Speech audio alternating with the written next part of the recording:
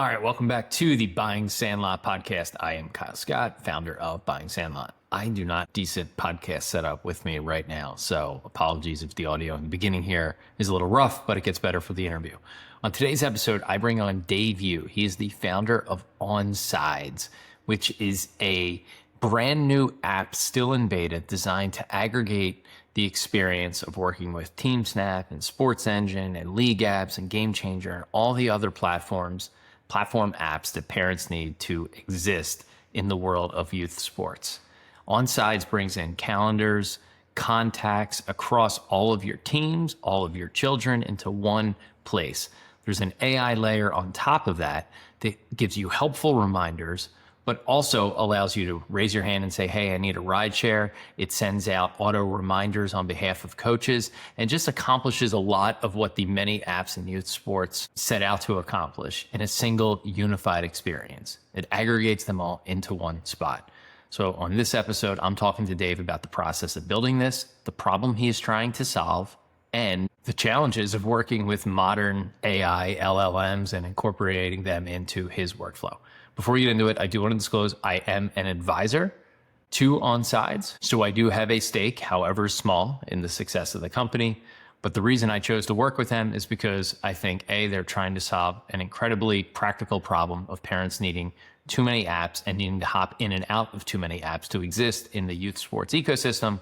And two, because I like Dave and the team at Onsides. Before we get to the interview, if you haven't already, go to buyingsandlot.com, enter your email address, and be sure to subscribe to our newsletter, which goes out Monday, Wednesday, and Friday, and covers everything you need to know about the business of youth sports. On to the interview with Dave.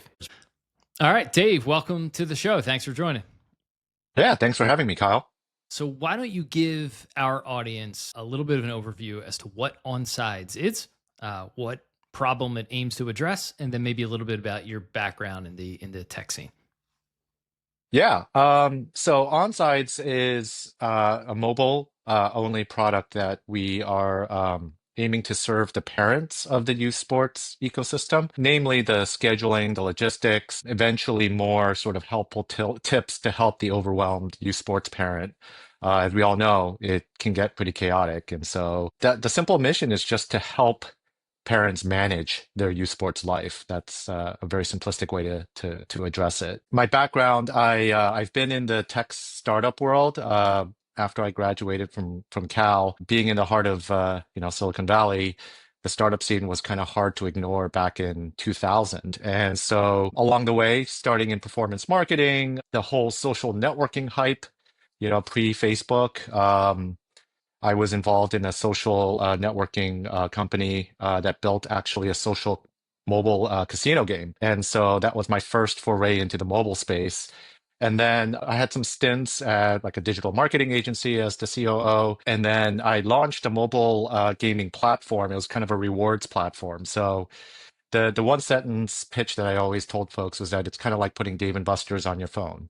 So we rewarded our users with real life products from Amazon, from Etsy, from Walmart.com, and you earn tickets, you redeem them, and you get this cool prize to your door in 2 days. So that was a pretty fun run, and that was my most recent endeavor. And then I took about a year off and thought about what could I take with what I've done and what I'm passionate about, and how can I marry that with something that really means a lot to me. And I have a daughter who is a very avid athlete. When she was 4 years old, I think she proclaimed to my wife and me, "Sports is my life." And I'm like, "Wow, that's pretty profound for a 4-year-old girl."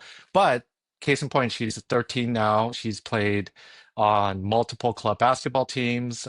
She's in a competitive soccer club and plays every sport possible at her school. So I said, look, the technology is there, but it's so fragmented and it's so crazy. I think there's got to be a way to make it better.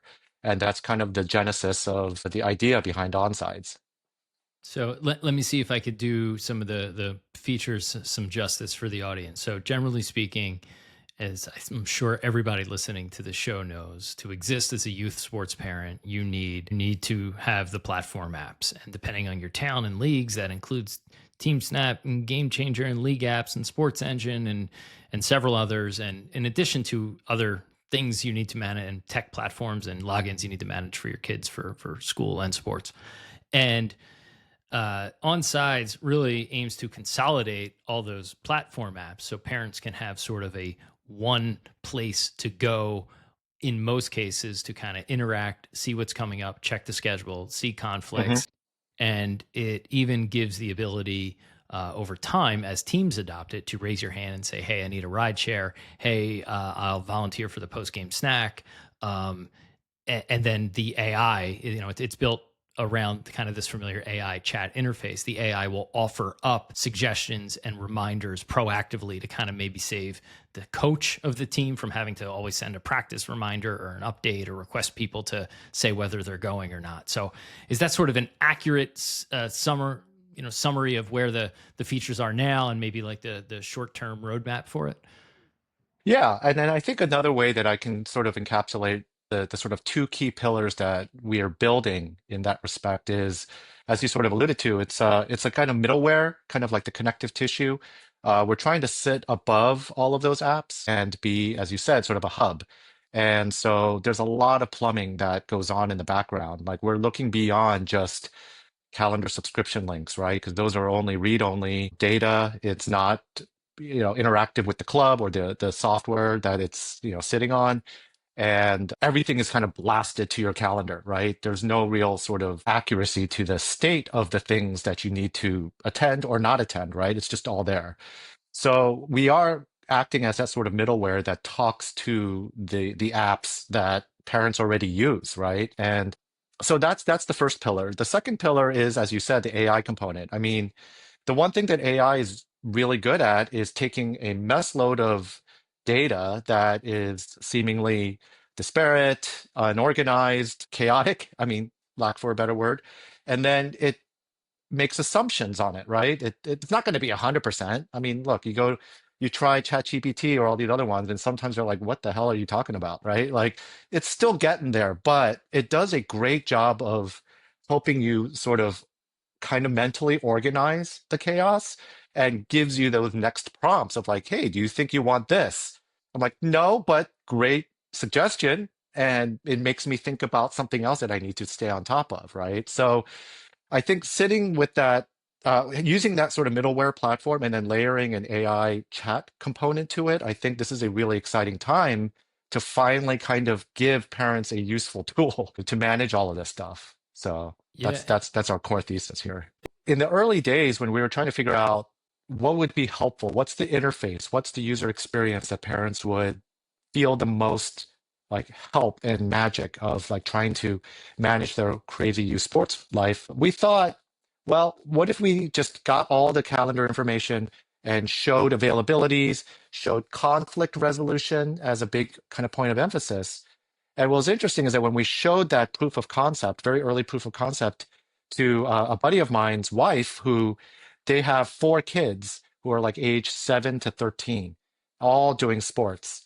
I showed it to her and she said, I wouldn't use this. And I thought immediately, oh, why? And she said, I have four kids, each doing two sports. My life is one big conflict, and I don't need another app to regurgitate that into my face, right? I'm just trying to stay afloat and manage with what I'm able to manage to just get them all to where they need to be. And I thought that is the nicest, or that was the best blunt thing that anyone could have told me, because then I said, yeah, I mean, I have one kid with three sports and I'm thinking that's already complicated. Why would I want to see the conflicts there?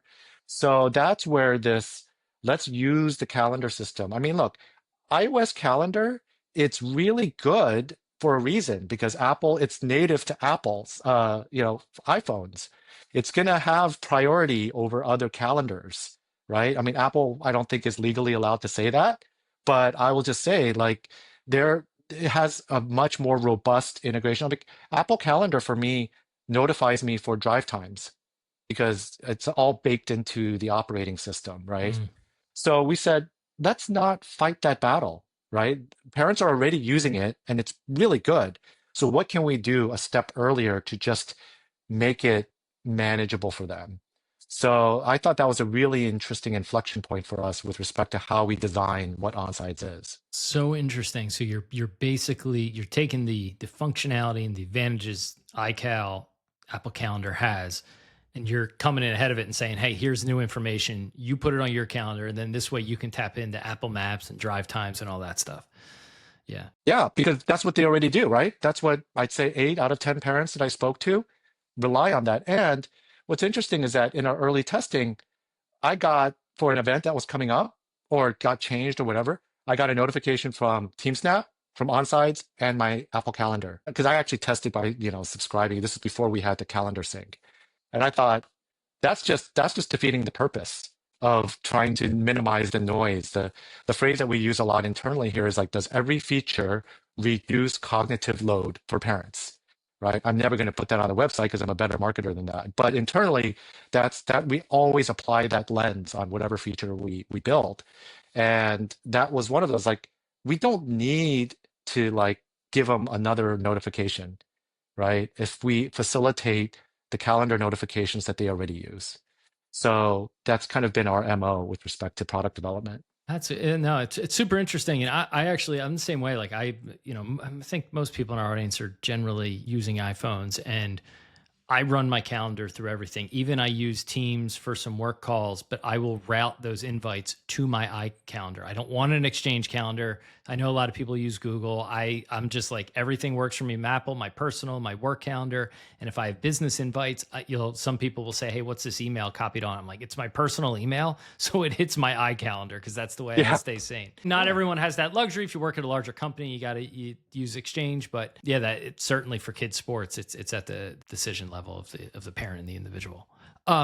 And I mean, from my view, there's going to be and there is some clear interest. So just to put some numbers, and I put this in the post, and I said I'm advising this company because A, I think we could add some value, but B, like I liked you, but specifically, it was a very obvious. I like things that are like very clear and obvious problems to solve, and every parent I know, and again, my kids are on the younger side. They're 9 and 7. We're just getting into kind of the travel and more competitive culture. And even now, there's a lot to manage. And parents I've talked to always sort of complain or gripe, oh, another app. And it's not that they don't like these apps the platforms do a pretty decent job in most cases. Everyone has their nitpicks about every sort of tech that you need to use consistently. But like there is a genuine sort of gripe about another app that I need to download to do this. And you're trying to allow people to not have to open 7 different apps every day, but maybe occasionally open them, but like use yours most of the time to kind of function. And when I've explained that just to, people in my circle, they're like, oh, that's a great idea. And to add some numbers behind this, when we put it in the newsletter on Wednesday, we're recording this on Friday, it'll go out next week. We got 161 individual clicks and 120 unique clicks on the link within the content. Now, our email goes out to 9,000 people. That email went out to about 9,000 people. That is the single most clicked link in the history of Buying Sandlot. And it may not sound like a big number, but you got to remember, like, our emails are 1,500, 2,000 words long. We have dozens of links in any email. So in aggregate, there's lots of clicks, but it's rare that any one link will surpass 50, let alone 100 clicks. And, that says to me that there's clear market interest in what this is. And I know you told me earlier, like you got quite a bit of beta requests off of that.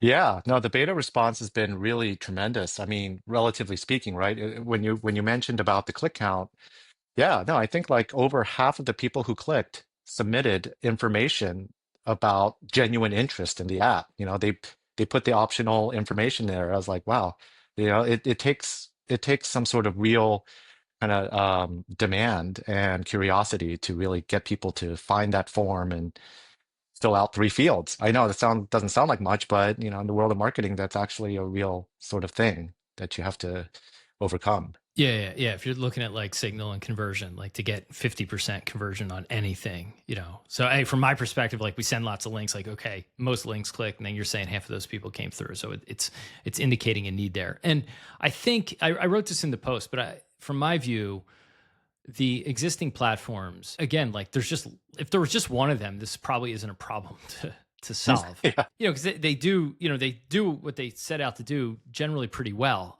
So I think a lot were built for kind of the club and team. Like, hey, you need to manage registration, you need to manage stats, there needs to be an app for schedule, and the primary user or customer is the club or league because they have the need to put all this in one spot, and then it's kind of their job to inform the parents to come in and, hey, make sure you use TeamSnap or league apps to do X, Y, or Z. This is how our club functions. You're coming at it from the parent first view instead of the club Yep. first view. Exactly. Maybe talk Yep. about how you think about that distinction. Yeah, I mean, look, first and foremost, we are not attempting to build any of that operating system level software where there's, as you said, there's scheduling, there's payment processing, like invoicing. There's even all this stuff around compliance, right? I mean, that's a whole world that we're not like, you know what, that's pretty mature, and the software will get there to help the clubs along the way, right? As you said, it's like the parents are a little bit beholden to the software that the clubs decide to use. And, my daughter's played competitive soccer for 4 years, and we've already been on three separate systems. And, I'm not going to go into like which one's better, which one's not, and the club's kind of basis for choosing one or the other. But as the parent, I suddenly have to download another app. I need to register again, do all that stuff. And so, to me, it just shows that the irony is that the parents are the ones who have to get the kids to these practices and games. They're the ones who have to spend the money, but there really isn't a great solution to help them in this respect. So yeah, as you said, I'm looking at it purely from the parent angle first. What's the main pain points? What are the main pain points? What would just make my life easier, right? I mean, it doesn't have to be, 20 features that suddenly I have to manage all over again, because if anything, that's defeats the purpose, right? Like having to do these other registrations for these new apps, right? So, yeah, that's kind of how we're looking at it. So, and that obviously begs the question, right? So, I know you've had some interaction with some of the platforms. So, how do they feel about this? That was my very first question when we talked. Like, hey, how do the platforms feel about this? Because, and I'll let you answer. And then one of the things you indicated to me though was like, in a way, it can be helpful and additive. So, answer the first part of the question, and then maybe expand upon why, in your view, Onsides is maybe helpful or additive for adoption and use of the existing platforms. Yeah, so it's interesting that when an industry kind of gets on the path of maturity and the competition starts coming in from the TeamSnap, SportsEngine, League apps, all of those guys, there does become this sort of competitive angle, right? Of like, oh, our sales team needs to go after these clubs, all right, because they're using so and so.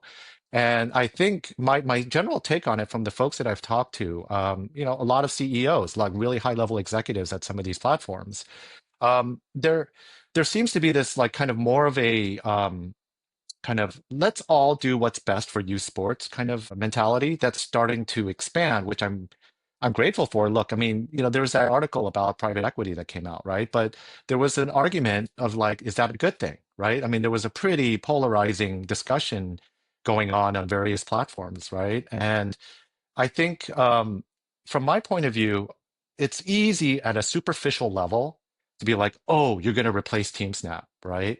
Like, well, maybe for certain things, but at the end of the day, they still will have to use TeamSnap specific things. And what we act as is another touch point for the parents to stay engaged with the team, period, right? First and foremost.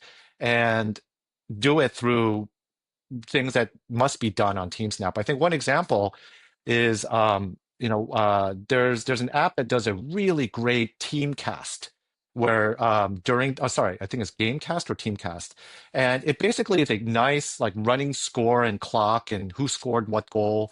And I was saying like I was thinking it'd be great if Onsides kind of reminded parents, hey, this Gamecast is going on, really exciting stuff. You should go there. So we're trying to get people engaged, right, with the teams. And so I think that that should be seen, favorably over time, right? Again, there's this initial knee-jerk reaction of like, oh, this app, the parents are gonna use this app over TeamSnap. I'm like, for certain things, yes. But at the end of the day, if the parents are happy, the team's happy, then the software provider will be happy, right? And there's this larger sort of engagement lift that comes from that. So yeah, that's sort of the way I kind of look at it. I mean, one example that I do refer to that is a nice precedent for us, it's Plaid. So in the early Mhm. days, Plaid did a lot of web scraping. In fact, it was probably all web scraping in its early days. Explain. I think Plaid's great, but explain to people who don't know what Plaid is just quickly. Yeah, so Plaid basically set out to consolidate financial information for users by a very similar approach that we're taking, which is like a combination of web scraping and API access when it's ready or when it's available, and put it all together into one centralized platform, right? That then can be also used by, DTC companies, right? To help payments, right? Like, and getting information for their finances, right? So it acted as that kind of plumbing in the background. Yeah, And and so if oh, sorry, go ahead. yeah, no, I mean, I use like some of the tools for like finances or credit cards. You want to aggregate and get a look at your budget or your finances, and you log in, and if they don't have a direct API integration, usually you're met with, "Hey, connect your bank or credit card through Plaid." And generally, I think people now recognize Plaid as like, okay, I trust that they are secure for me to link my XYZ bank to this app that helps aggregate my bank account. Yeah. And beyond the plumbing, I mean, I look at it as a very interesting sort of the demand driving the adoption, both at the consumer level as well as at the kind of business, the B2B side of things. So, Plaid's thesis was that consumers want all of their financial information in one place, right? And they sought out to validate that thesis by being scrappy, right? Doing what it took, which is not unlike what we're trying to do right now, starting with TeamSnap and SportsEngine, which are the two integrations that are active in our beta. And over time, the banks, I mean, we're talking about financial institutions here, right? Like they've got probably a higher percentage of lawyers on staff than most companies, you know.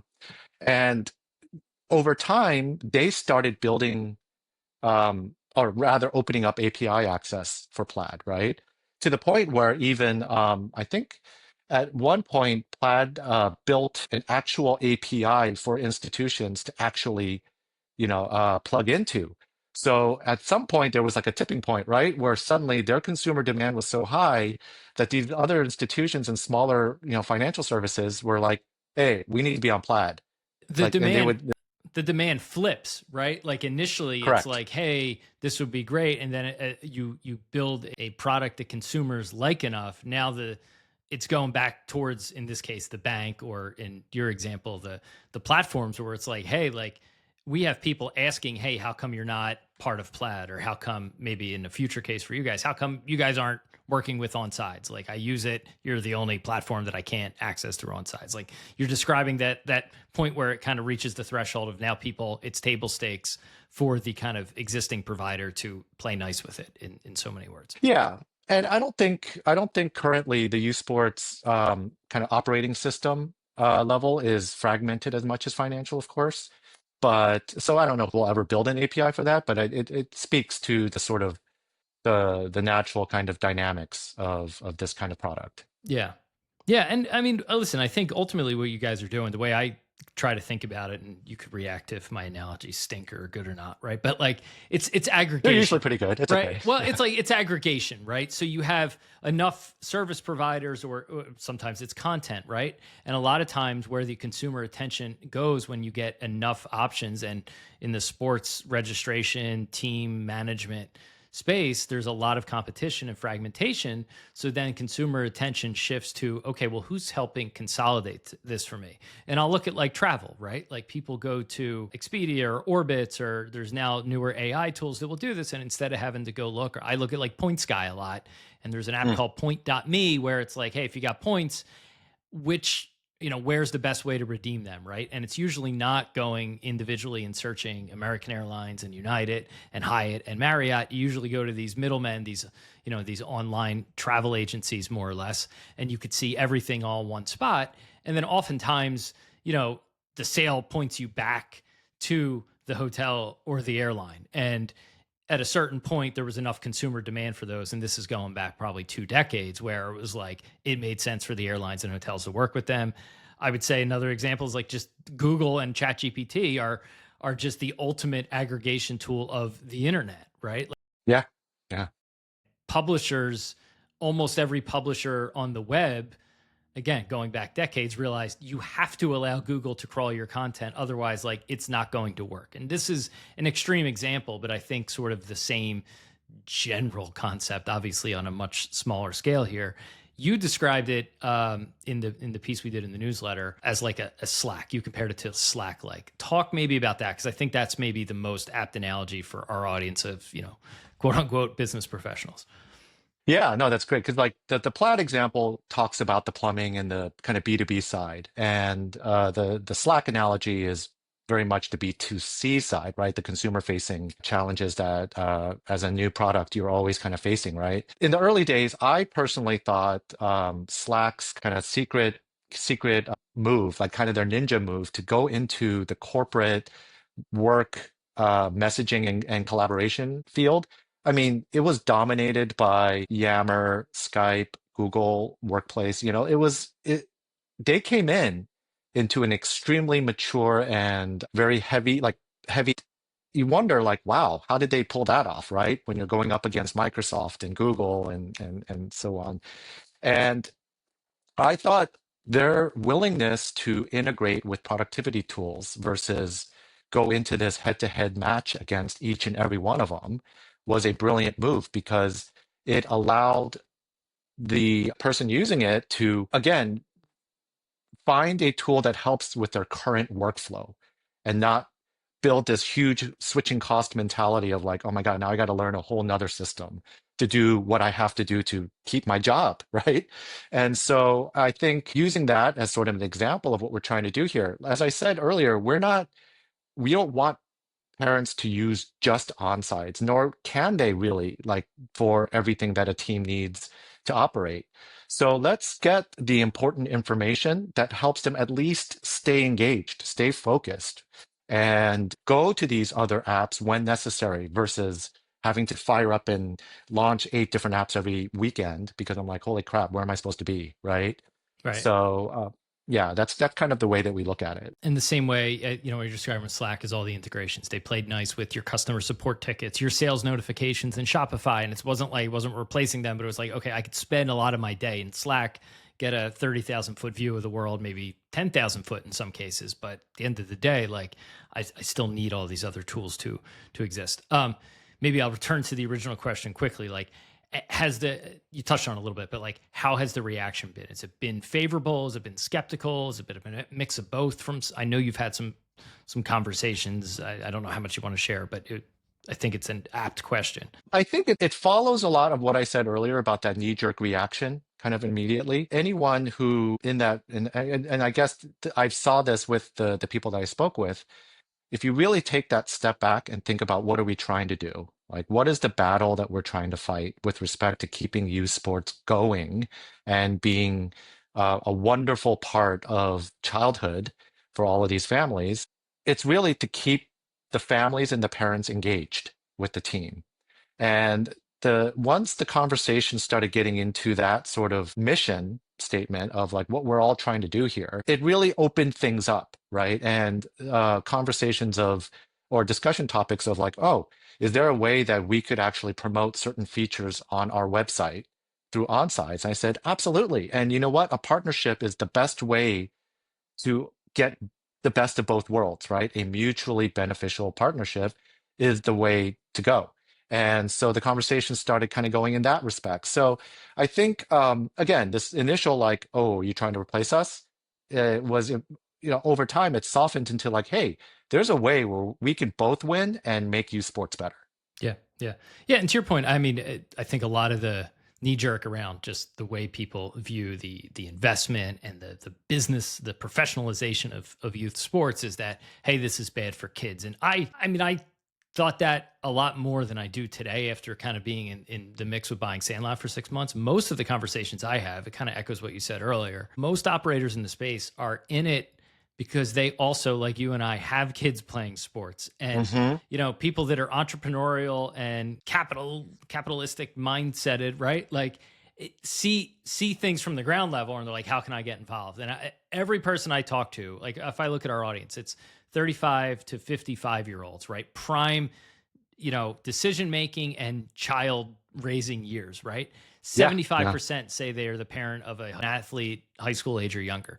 So, and by extension, that means most people generally want to do what's best for kids, right? Now, things go astray generally, but there is this overarching feeling in the whole industry that is generally positive, where people are like, listen, we're willing to occasionally put aside, you know, pure profit motive to do what's best overall. And I think that is largely missed by people outside the space. And I've been writing in the newsletter that the media and the New York Times has started picking up on this, like how bad is private equity and investment and all that. I mean, there are very legitimate points, and I'm not saying everybody here is a saint, but there is a pretty positive and well-meaning sentiment in most people in the industry. So I think it's worth just putting like an exclamation point on that part of it, I guess. Yeah, and if anything, that gives me hope, right? Like if private equity or other sort of I guess aggressive players, I guess is sort of the perception. I mean, as you said, parenting and having kids in youth sports is a very ubiquitous thing, right? And so you'd hope that the people making these hard decisions or aggressive decisions at least keep that in mind, right? It's part of the umbrella of the you know, that kind of overarches everyone, all the key decision makers, right? You'd hope they have a conscience, but you know, yeah. So yeah, no, agreed. Let's talk a little bit more about the product itself, right? Kind of where it's at now, where it's going. I'll start with maybe the use case and even marketing challenges for you guys, right? So it's useful on I think you're positioning to be useful on the individual level, and even better if you can kind of get team level adoption. And that is something that even the larger platforms have struggled with. Again, I keep referring to the piece I wrote in the newsletter, but I'm in a mostly TeamSnap town. Most of my on the ground experience comes from TeamSnap, and I generally like TeamSnap. It works. It works for us. Works for our league. Everyone in town kind of knows you need TeamSnap to exist in our area, and yet my son starts soccer this summer. We go to the first practice. Coach who is hands around a sheet for everybody to write their name and phone number and email address. And it was because like, hey, maybe we'll get in a WhatsApp or a chat group to notify people. And I heard one of the other dads say, hey, we have TeamSnap for that, right? And I sort of laughed because I had just talked to you earlier that day, and I was like, man, like even in a town where it's like everyone knows about it, there's still like this adoption of some people who are like, I don't want to use an app, I just want to text. So that's a long-winded kind of anecdote talk about how you guys think about adoption starting being useful for the individual, so you don't need 12 or 15 people, and then talk about how you can expand that with a team or league-wide adoption of the software. Yeah, you know, the thing that's challenging about what we're doing is that at the very core, it's yet another app to download, right? And that's just going to be a challenge no matter what. It's another website to remember. It's another app to download. It's another thing that I need to maintain. We're here to solve the problem of not needing another app by needing another app. Yeah. Like, I mean, look, it's a burned out message to be like, no, it's just this one. Trust us, right? It's like, yeah, good luck with that, right? It's the way that I'm looking at it is really kind of hitting those very visceral pain points and following through on that promise, right? This is why the aggregating angle, I think, is extremely powerful. Is like, yeah, I mean, you're using TeamSnap only right now, but next season it could be two, it could be three. But as long as everything is accounted for, one of the cool things that I kind of came across by accident in the early days testing Onsides was that my daughter's joined a soccer team midway while we were kind of testing out the functionality. And because I had connected my TeamSnap account, the next time the data refreshed, the team came immediately in and was assigned to my daughter, and the schedule was immediately populated. And I was like, okay, hang on. This is a kind of a magic moment, right? Like I didn't have to redo anything. It was just because of my connection with the TeamSnap login that all this stuff just kind of magically came in. And that's what really got us, okay, how can we double down on that? Like, how can we get that magic moment in front of people so that, yeah, it is indeed seemingly the one app that I can use to manage at least this part of the logistics of youth sports. And look, at the end of the day, I'm kind of a product purist. Like I know that there's a very valid strategy about go to market, and how are you going to be partnering with distribution partners. And I totally understand that that's a very necessary facet of building a business. But I'm also very much of the, hey, can we get this like aha moment to an audience that is already feeling a lot of pain and stress, right? Like the pain pill can be actually very profound if you can nail that. And I'm excited that the industry that we're in are parent groups who love to, well, A, they complain about a lot of stuff, but on the flip side, they also advocate for a lot of stuff, right? And the parents on the sidelines at halftime will be like, "Hey, dude, you got to use this. Like, this is like, interestingly enough, one of the beta responses, the invite request that we got, one of the guys said, super excited to try it. I can't wait to make other parents jealous." And I was like, okay, that's pretty bold. You didn't even see, like, we haven't even given you the invite yet. We're on our way. But do you see, like, that kind of talks about if you, with this type of dynamic of parents and being always underwater, a good magical product will hopefully have that kind of, you know, uh, uh, viral effect, right? And then you start naturally getting into those use cases you were talking about, like ride sharing. Ride sharing is only Start with good. the individual. So I want to get this. So go, like, if I'm an individual, what are my primary use cases today? Then go to the team, and then maybe we'll talk about like the roadmap after that. Sure.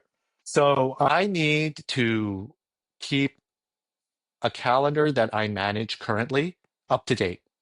That's one of the things that we really streamlined. I mean, you used the beta, right? So the onboarding was you put in your TeamSnap login, and that was it, right? It's work. I mean, yeah, all the stuff that is relevant to you gets imported in. It organizes, the AI organizes the athletes into player cards, and then all the teams that are assigned to that athlete get populated, right? And then so on and so forth with the schedule. So as an individual, I just want, first and foremost, to have an accurate calendar on my phone that I don't have to just copy paste or add a subscription link or do anything like that. So our premise behind the onboarding process was to get information into the app as soon and as simply and as quickly as possible.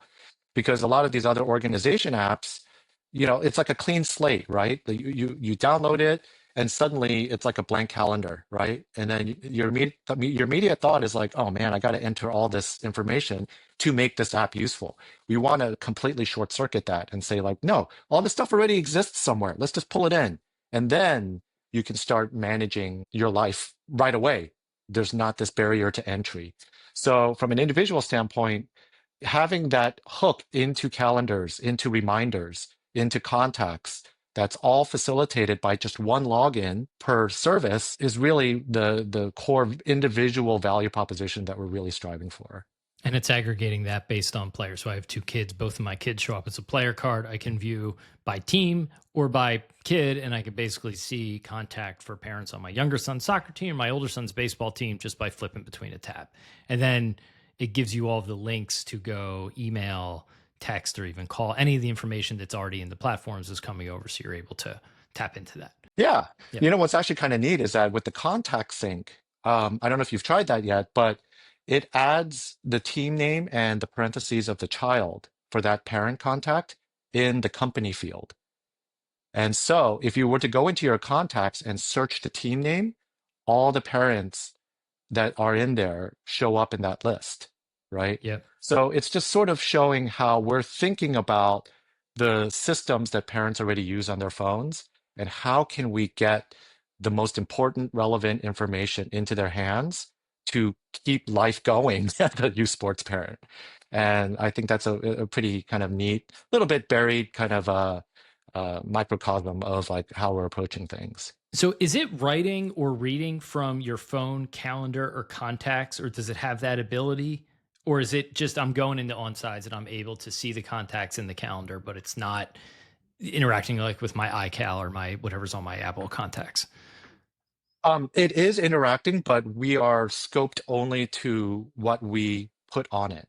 So that's why when you do your sync action on Onsides and you do the auto sync, right, so that every RSVP gets automatically added or removed, that is just the Onsides calendar. Got it. So yeah, so actually this latest update, this is a great question because it came up from not just you, but from other early beta testers. It was like, oh, what is it doing to my calendar? I'm like, okay, yeah, that's a great question. And we really need to address that because to us as the product designers, we're like, okay, no, this totally makes sense because it makes sense to me. Gotta be very mindful of that. Um, when you sync, Onsides creates a new calendar on the phone that's called Onsides calendar. And we read and write to it just to that calendar. But what's great is that because it's a calendar on, let's say, iPhone calendars, you could actually open that calendar and share it with other people. So it can become a shared calendar because it's just another calendar that you created. Got it. So, Right. so let me see if I understand right. Because I was actually unsure on this on the calendar thing. So if I wanted to, so typical now, my kid gets a schedule in one of the apps. I add the subscribed calendar, and every season I go and I just remove the old subscribed calendar and I add the new one. With this, if I sync it to my calendar, I could just do Onsides calendar. Onsides, any of the platforms Onsides is talking to, it's going to constantly pull in those calendars and read and write on your iCal. And then I can go share that iCal with my wife under our iCloud account. So now it's just Onsides is pulling in theory, long term, 2 years down the road, whatever, TeamSnap, SportsEngine, Game Changer, league apps, everything is just funneling into a single Onsides calendar, which is living on my phone. I add it once to my iCal subscriptions, whatever they are. And then that's it. I'm Onsides is managing that. Is that right? That is 100% right. Awesome. And well, the one caveat I'll say is that as long as you use the same email address for all your TeamSnap and SportsEngine and league apps, Okay. because it is a login, right? And so that's the only basis that we have of like your information. Got it. Makes sense. So, but no, under that premise, then yeah, absolutely. Everything just keeps coming right into that one calendar. So then, all right. So then there's a talk about team level adoption, right? So there's some use cases of the individual. I'm able to aggregate calendars. I'm able to I'm able to get reminders about, I actually got one the other day. I'm 2 hours away. I'm at the Jersey Shore. I had to drive back to Pennsylvania for soccer. I got a reminder. It was cloudy and cold. The hurricane's off the coast here. It was cloudy and cold, but I got a reminder. It said it's going to be sunny and warm. Don't forget to pack sunblock. And I laughed. I was like, AI's wrong. Like I'm looking outside, but I was an hour and 44 minutes plus traffic away, which the app notified me of, by the way. But it said you should bring sunblock. And I laughed. I was like, oh, I got that wrong. And then I got there, and sure enough, there wasn't a cloud in the sky. Yeah. That was later in the day. So I was like, all right, we're good without it. But it was, it was right. So like it has those sort of reminder, you called it the game day concierge. Now, if I could get team level adoption or league level adoption, what are some of the either current features or like short-term roadmap features you have as parents being able to kind of get even more out of the tool other than just aggregating like, the data in the calendars and stuff? Yeah. The next big feature that we have, it's interesting because we launched in beta just this week. My co-founder, who's also named Kyle, he and I had to make this difficult decision where we have a ride share feature that was kind of half baked, right? And we're like, but we got to get this beta out because the initial response from our private interviews with other parents, they just really, it seems to resonate enough to get at least this first version out. This is just a little bit anecdotal. Is we actually decided to scrap that feature because it was half baked. And we're like, the rest of the site or the rest of the app is very, I think, very functional, clean, works well. We don't want to put this, half baked feature in there and kind of taint the image of what we're trying to build. And then secondly, you don't want to mess up ride sharing, right? You don't want to be the reason that a parent leaves a child at a soccer field by themselves at 8 p.m., right? Yeah. So we were very mindful of like pulling that back, but we're actually this week, now that the beta's out, we're really focused on nailing the logistics of that or the feature set. But the rideshare is one of the first real sort of collaborative tools that parents can use within Onsides, and we're hoping to get that out by next week. It's interesting because when I was doing some investigating and some research into the carpooling world of parents, there's actually not too many systems that parents use. I mean, mostly because it's handled by this crazy text thread or crazy email thread or WhatsApp group or whatever, right? But there is like an app that I think is on the App Store that is called like Carpool Kids. It's very, very well done, and I can see why it's kind of the leading one. But when I looked at it, there's a lot of setup, right? It's like you got to choose the parents who are part of this carpool. You got to choose the kids who can participate in this carpool. And then you got to figure out the times and the locations. And I said, well, is there a simpler way to accomplish the number one like use case of why carpools are difficult, why ride sharing is difficult?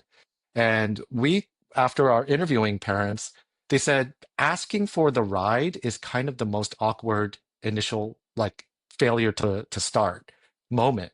And so we said, okay, let's take that and see if we can create something simpler to at least get that ball rolling and not try to handle every logistics point thereof, right?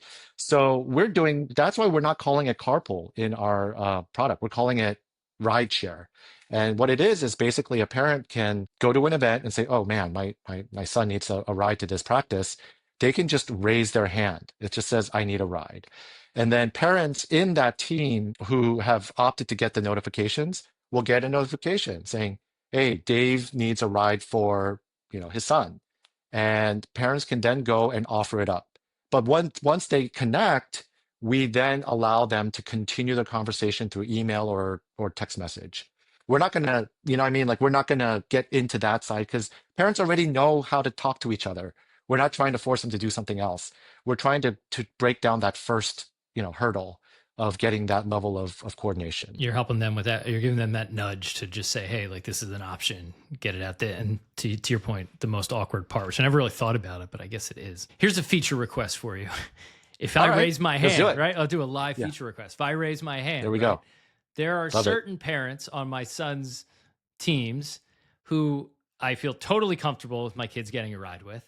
And others who I'm like, I know where you're going with maybe this. they have a two-door sports car, or, I just don't, trust for any reason. Is there, there's a feature like which parents do you want to get or not get this notification? Would be me as the overprotective helicopter parent, which my son called me, would request that. Oh feature. Boy, already accusing you of that. That's pretty amazing. Yeah, he's 9, so I'm in for it. Yeah. Good luck. Anyway. Yeah, no, that's a really great point, and it is something that we thought about. You're not the first parent who has raised that. Like, I mean, I don't want my son riding in that like ugly Cybertruck or whatever. Like, it's just, yeah. I mean, that's a little superficial, but I mean, there are real serious, safety concerns that parents, whether they're justified or not, will keep in their. Well, then you have that awkward moment. Someone offers the ride, and you're like, "Shoot, I still need a ride, but how do I say no?" Yeah. So I don't have the magical answer of doing that, but like dealing with that dynamic, sociological problem. But we are going to allow like a preferred list. I don't want to call it like a no ride list or anything like that. We got to be very mindful of how it's phrased. But it's not the no fly list. Yeah, the no drive list, right? What I can tell you is that it is absolutely a user experience consideration that we have in mind. We'll figure out a way to do it nicely and constructively. Yeah, So makes sense. it's And the awesome. other example, I think we talked a long time ago, is like the other thing I see a lot of parents is always some level of confusion is like the team snack, especially at the younger ages, right? It's always Hmm. a reminder of like who's going to bring the team snack. Feels like an opportunity to kind of layer that in, but just a separate idea. Yeah, yeah. Talk about how you think about adoption, right? So like how do you think about the marketing of it? How do you think about overcoming that initial challenge of getting the app? You touched on it earlier, but I think we got like into the individual features. Where do you see like this challenge? Yeah, again, it's download yet another app, right? And we're doing things in a best practices standpoint. Like our app is actually very light. I mean, like size-wise, this is something that comes from like being in the mobile gaming world, is that you don't want this heavy app that takes forever to download that people don't want to download on their cellular plan, right? So right off the bat, we're thinking about that initial sort of onboarding, making it as lightweight, quick, and simple as possible, right? And then, as I touched on, the first time user experience is extremely simple and intuitive. After that, really, we are going to allow this invite feature from within the app for parents, because if you think about it, when they connect a TeamSnap account or whatever service, we are effectively importing mini social networks, right? The parent groups for each of these teams. And so whether it's through word of mouth, whether it's some sort of friendly invite mechanism from in-app to other parents, we want to encourage that. And I think rideshare is actually why I got into this sort of rideshare side, is because rideshare is only effective if enough parents are on. So I think there's a natural sort of compelling reason for parents to all be kind of on sides, because that's a feature actually none of these other apps like really do. In fact, one of the founders of one of these apps said, "Yeah, carpooling was something I've always wanted to do, but it's just such a pain."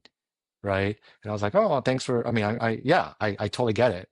Uh, So but it's almost like yeah, leading edge marketing then, hey, if you want to, hey, we have a carpool or a ride share yes, rideshare. co-op going, if you want to, for our team, make sure you download the Onsides app and, it's easy to request.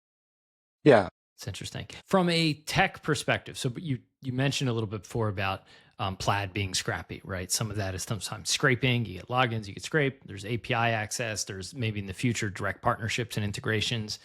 What does that look like today? You have two. Are there other platforms I know they're on your kind of like request list when you log in. Are there others on the roadmap? Talk about like how you're kind of doing I know you called it invisible magic in the newsletter, but talk about how it's happening to the extent you're willing. Yeah, I'd say the high level description of what we're doing, it's kind of like a hybrid system where with TeamSnap and SportsEngine, we are doing a combination of like kind of web scraping and whatever API access is available, and creating this sort of waterfall of like, if this doesn't work, try this. If that doesn't work, try this. And doing it in as real time as possible. I don't know if you had a chance to kind of jump back and forth from TeamSnap and Onsides, but at least in my sort of experience, once you say going on Onsides, if you just go to the app and refresh in TeamSnap, it's like immediate, right? So our system is pretty good at doing all this stuff. We can do that for any website, right? And yeah, it is a challenge to get that sort of any sort of real deep API level integration.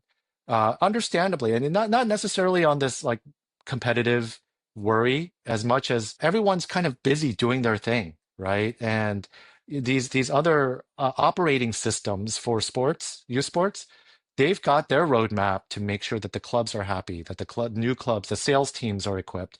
I totally get that. Like opening stuff up for a parent side is just not, part of their roadmap. So there are some even or rather more technical challenges to that. So what we're trying to do is, yeah, just do what we can, right? I mean, again, like Plaid is the kind of the $1 billion example of where a business that started by just scraping stuff can provide tremendous value both at an enterprise level, but also with the consumer adoption level. So Yeah. I had a friend who used to work for one of these finance apps a long time ago, and they eventually got bought. I even forget the name of it, but his job, he was like a project manager / engineer, and his job was going to these 15 different credit card sites, and because they were doing a lot of scraping, and I'm sure it's more advanced now, certainly with AI, but every time the platform would change like the location of a button or a field that needed to be figured out or a tab, they would have to now like update their recipe to kind of ingest the data from that. Has that gotten easier like with modern day tools? I've done a little bit of web scraping for stuff in the past where I've used like some pretty rudimentary AI tools, but they were usually pretty good about detecting like if a field moved, like they were able to kind of adjust on the fly. Yeah. So far we haven't, we're very early, so we haven't come across those specific use cases. Although for my last company, we had to always worry about that because like Amazon would change. I mean, Amazon is like A/B testing like 5 things every day. Yeah. You know what I mean? So it was a real sort of kind of a cat and mouse game like on a daily basis. But we built a system pre-AI to detect, alert, band-aid it, and then we address it if it's a recurring issue, right? AI is way better at doing stuff like that. And since our platform is already connected to various LLMs, it should be. I don't want to speak on behalf of my co-founder, who's a technical guy, because they hate it when the business folks say, "Oh, it's super easy," right? But theoretically, being able to leverage those integrations that we have, we can throw it at things like this as well to keep us operating at high efficiency. So, And so that was going to be my last tech question, because I get out of my depth very quickly here too. But you're using different AI models. I assume like OpenAI has one, and then you're kind of using a special blend. yeah. So all of these LLMs have APIs that are readily available. So Right.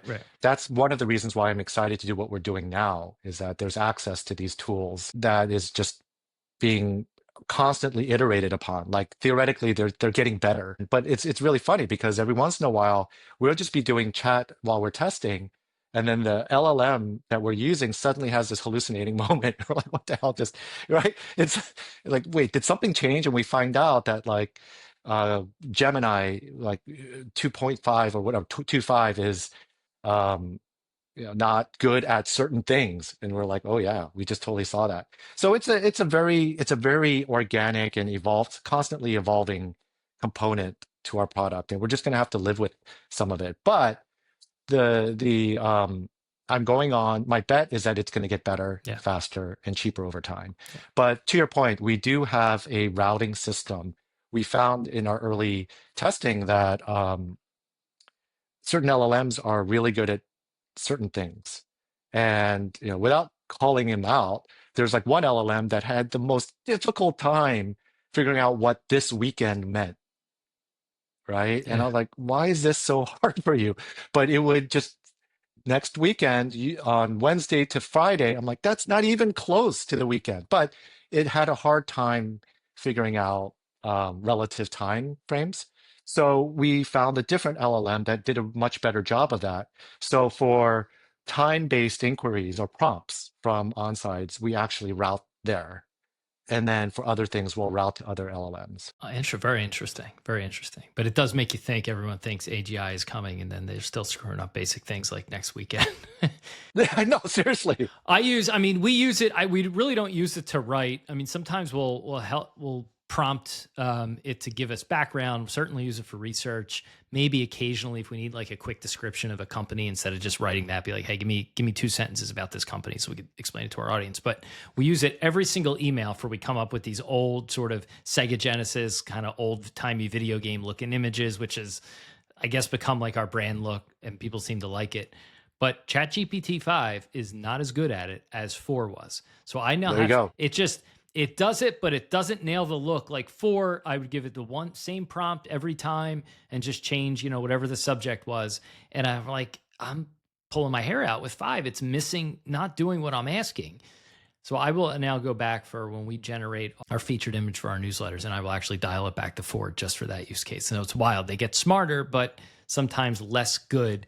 it was like just dumb enough to give us that dumb Sega Genesis look. Like 5 is trying to outsmart us. I'm like, no. We want dumb and simple for this. It's kind of the Yeah. No, tongue-in-cheek joke. I mean, almost exactly. We did downgrade versions as we were testing. Because sometimes, because of the way that our model context, I don't know if you've heard of the phrase model context protocol, which is essentially what we're doing is we're empowering users to use LLMs with the model context that we're providing from all of this information from TeamSnap and SportsEngine and so forth. We found that because it's tied to the actions that Onsides can do, like find my events, RSVP to these events, that sometimes our app would just flat out crash because the version that we were on just had a difficult time detecting the intent of what the user wanted. So we've had to actually downgrade, and suddenly I was like, oh my God, everything works beautifully now. So we've had a very similar point. What's funny though is that yeah, there was a time where I was testing the assistant's voice, and the way I did it was I would just ask random questions that aren't even like related to youth sports. I just say hi, and then how are you, and what are you up to? Just kind of very general. And one time I wrote how are you, and it said I'm doing great. I love to manage youth sports, but sometimes I wish parents would just leave the sidelines, right? And I was like, oh, okay, let's go in and please do not say anything negative about your users, right? But it had to be told that. So anyway, I just thought that was a funny lesson or funny sort of thing that came up while we're trying to figure all of this AI world out to be as useful as possible for the audiences that they're supposed to serve. Yeah, so fascinating. Sometimes it can be too smart for its own good, and if you're sometimes like you're looking to tell a joke, like you find somebody who's too smart, and like they just they're unable to find the humor in it. So it's that Yeah. it's like you want to play for the fat part of the bell curve. All right. Anything else to add? So why don't you tell people where they could, how they could find out more, check out the beta, things like that. Yeah. So our website is getonsides.com, which I kind of chose because I think it's kind of funny for anyone with young soccer players. If a dad is yelling at their striker saying "Get on sides," and I can say .com, go. It's a nice kind of cheesy branding way. No, I'm just kidding. You can probably cut that out if you think it's too cheesy. No. But I love get. I love get anything. I think get is the greatest like call to action word on the internet. I use it all the time for like if I want someone to click a button.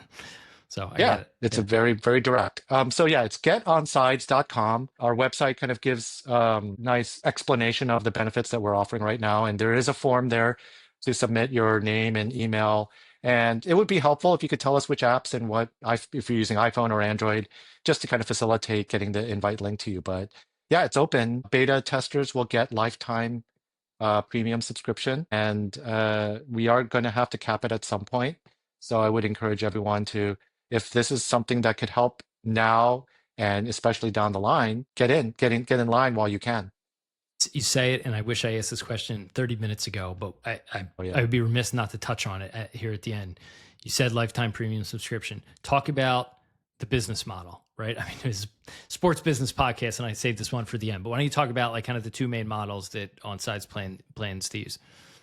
Yeah, we are looking at a freemium subscription model. I mean, that's something that is very commonly used and is understood by users of services like this. The specifics of it, we're going to figure that out. We're still learning in the beta phase of what is the most, common usage and what power users would use, and can we just tune that in the most effective way.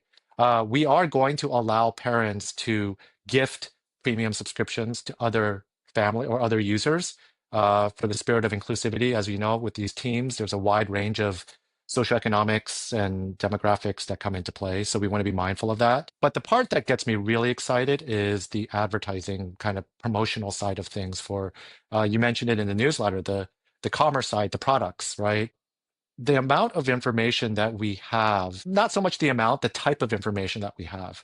As a marketer, I get super excited for two reasons. One is it's super targeted and relevant to the parent. And two, we have a chat interface that is a nice way of proposing or asking for things that they may need. something that I tell a lot of folks is that in theory, advertising done perfectly should actually be a benefit to the consumer, right? It's just everyone messes it up and it becomes annoying and it becomes spammy, right? But that's just because it's they're not doing it right. So for us, we'll know, location, weather. We can appropriately upsell hotels, cleats, a tent, because we'll know the weather, right? It's like or sunscreen. And I think the promotional opportunities there get me really excited, right? Because I think the conversion rates on that would be amazing because it's so targeted and relevant to the parent at that time. Here's a filter to lay in there. Another feature request. I'm just going to keep throwing them All at you. right, Here's the filter, right? So say you need the tent, right? What's available? You integrate. Dix probably has a product API. Long time ago, I actually used to help run the affiliate program at Dix when they were with GSI Commerce. I used to work there. I used to work on some of this stuff. This is going back 15, 17 years. But filter by things that are available for curbside pickup, right? So, hey, you need a tent. It's going to rain. You need an umbrella. Hey, by the way, Dix has this available. You can pick it up within an hour. Here's the link, like that. Now, because now they don't even need to order it. It's just like, okay, I can get this today. Here's the drive time between you, Dix, and the field. And that actually harkens to what we did at my last company, where we cataloged all these items and just did drop ship ordering. Instead of 2-day prime to your home, we can actually set it to pickup. And we know the location. We know where you are en route, right? I mean, it's really exciting for me to really power that side of it, because I think we all know equipment is probably one of the top 3 costs that parents have to, account for in youth sports, right? All right. I think that's a good place to wrap it. Dave, thanks so much for your time, and we'll talk soon. Yeah. Thank you so much for having us on board for the podcast. I'm really excited. All right, so that was Dave Yoo, founder of Onsides. Hopefully you found that conversation interesting. We went on a little bit longer than I expected, but I loved getting into the kind of weeds about the technical aspects of working with modern AI LLMs and what they're good at, what they're not good at, and I personally think that Onsides is a great marriage of existing tools with the benefits. All right, so that was Dave Yoo of Onsides. I appreciate you listening. If you made it this far, I'm going to ask you a favor. If you are listening to this podcast on Apple Podcast, please give us a 5-star review, subscribe or follow the show, and leave a written text review. Any interaction with the show generally sends positive signals to the Apple Podcast algorithm and will help surface this to other people who maybe aren't aware of Buying Sandlot. Most listeners will find this through our newsletter, but we're trying to bring in new people with the podcast and our YouTube channels. Ditto goes for Spotify.